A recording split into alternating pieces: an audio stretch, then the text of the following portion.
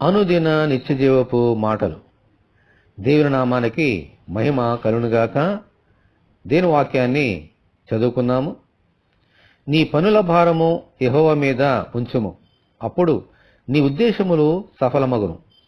సామెతల గ్రంథము 16వ అధ్యాయము 3వ వచనం.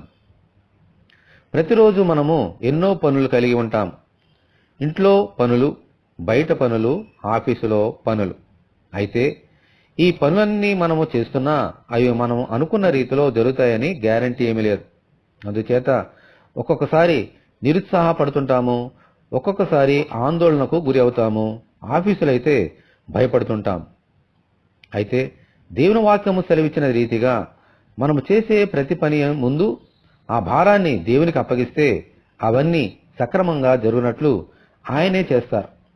అప్పుడు ఈ ఆందోళన గాని భయము గాని ఉండవు. దేవునికి స్తోత్రము. హల్లెలూయా. ప్రభువా, మా పనుల భారమును నీ మీద ఉంచుచున్నాము, మా ఉద్దేశములన్నీ సఫలమన్నట్లు దయచేయమని మనమందరము ప్రార్థన చేసుకుందాము.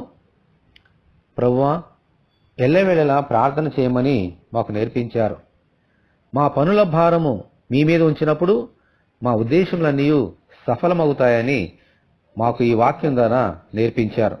అందుచేత మేము మాట చేత గాని క్రియ చేత గాని ఏమి చేసినా ప్రార్థన ద్వారా ఆ కార్యాన్ని చేయనట్లుగాను, మా ఉద్దేశములన్నీ సఫలమగునట్లుగా కృప అనుగ్రహించినట్లుగాను ప్రార్థన చేస్తున్నాం. ప్రభువా, మీ కృప మాకు అనుగ్రహించండి.